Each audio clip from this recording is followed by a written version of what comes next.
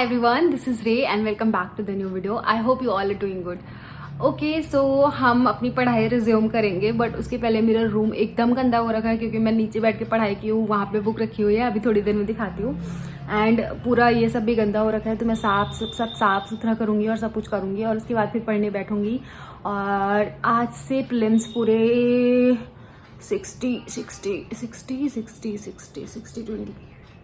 79 days बचा है तो हम खूब मेहनत करके पढ़ाई करेंगे और अच्छे से अपना ये एग्जाम देंगे. आप लोग भी टेंशन मत लीजिए, मेरे साथ बने रहिए. अगर आपको ये अटेम्प्ट देना है या फिर उसके आगे वाला अटेम्प्ट देना है तब भी हम अच्छे से पढ़ाई करते हैं.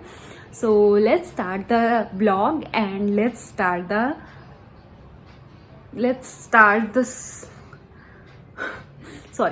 Organise the chaos and let's start the blog. Okay let's go. ये मेरी टेबल है, टेबल पे कुछ नहीं है. ये बुक है, पॉलिटी की नोट्स है.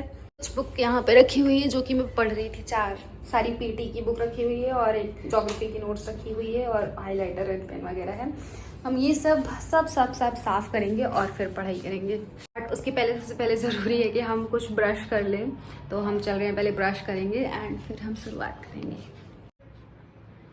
मेरे बाल बड़े हो गए हैं.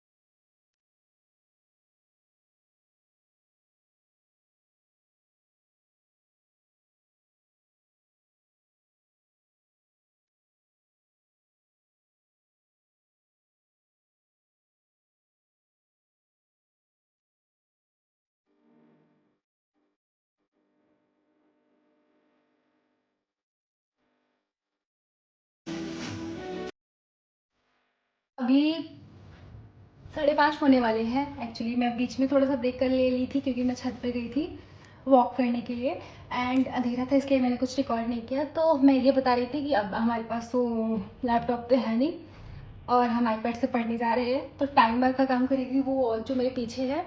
तो चलो हम स्टार्ट करते हैं अपनी पढ़ाई। यार सब लोगों को पता होगा, मैंने सबको बताया था दैट ये प्लांट मैंने लगाया है। और इस प्लांट की रूट्स देखो पहले आप। ये इसके रूट्स हैं और इसमें इतनी अच्छी नई लीव्स आ गई है। मेरी नज़र ना लग जाए इस प्लांट को, लेकिन ये देखो कितना अच्छा लग रहा है और कितना बड़ा होता जा रहा है। नज़र ना लगे थू कितना सुंदर है ये।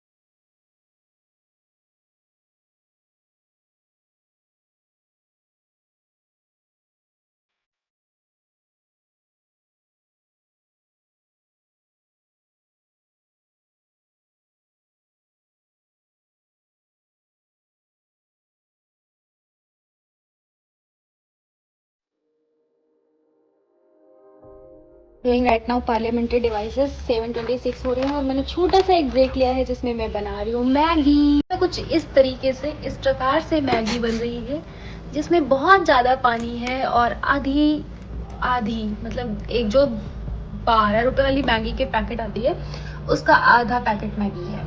Okay so Maggi is ready and इसमें मैं ऐड करूँगी ग्रीन चिली सॉस और तब खाऊंगी। आई डोंट नो कहाँ से मैं इतने बियर्ड हैबिट्स डेवलप कर रही हूँ, बट मैं मैगी में ग्रीन चिली सॉस डाली हूँ जो कि बहुत गंदा दिख रहा है वीडियो में, आई नो, बट फिर भी दिखा रही हूँ।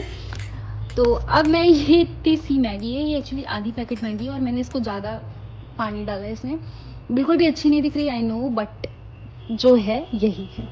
तो मैं इसको खाती हूँ और फिर कंटिन्यू करती हूँ।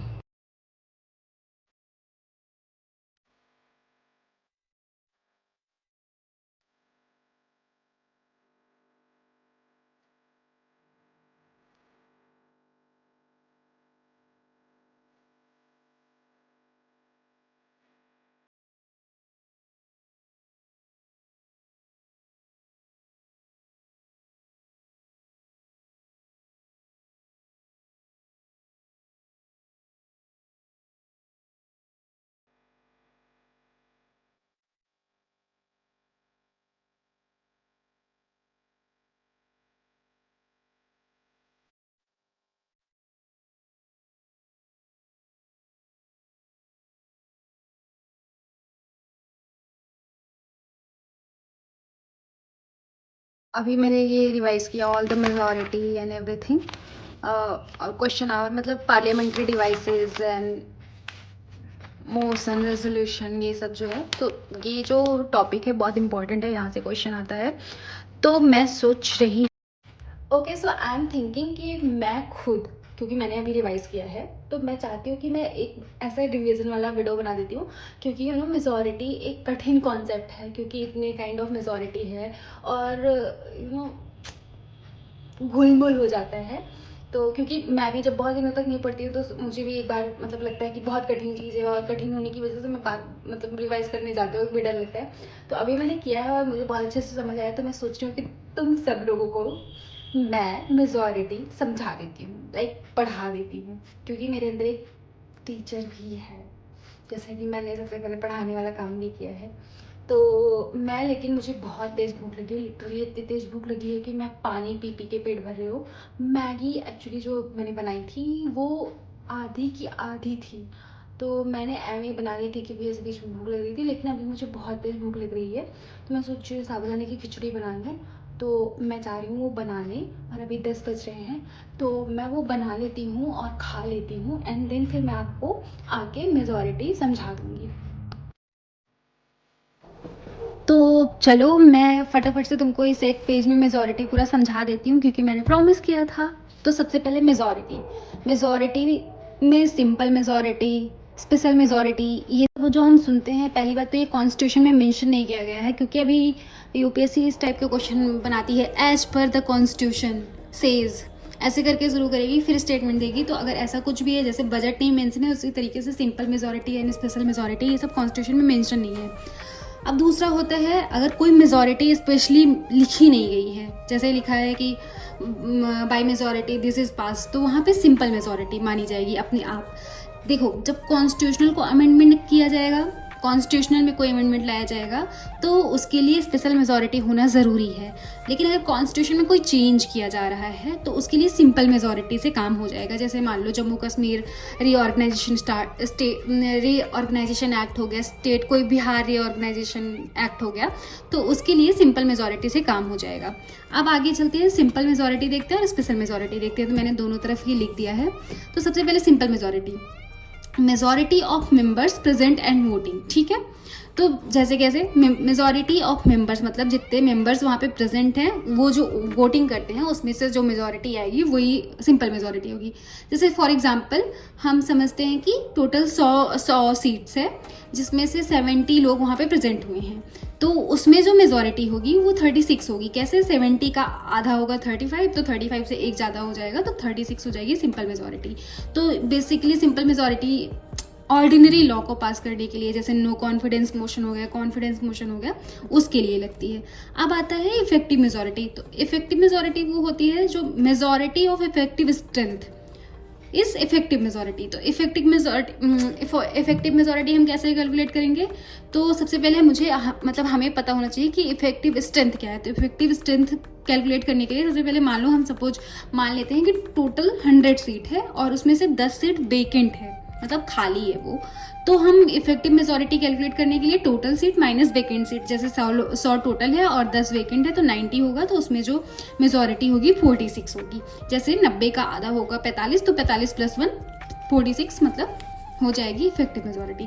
अब स्पेशल मेजॉरिटी को मैंने क्या बताया कि कॉन्स्टिट्यूशन में अमेंडमेंट करने के लिए, जैसे मान लो कॉन्स्टिट्यूशन में कोई अमेंडमेंट करनी है, फॉर एग्जांपल फंडामेंटल राइट्स में कोई अमेंडमेंट करनी है, तो majority of total membership of the house, मतलब जितना टोटल सीट है उसकी जो मेजॉरिटी होगी, या फिर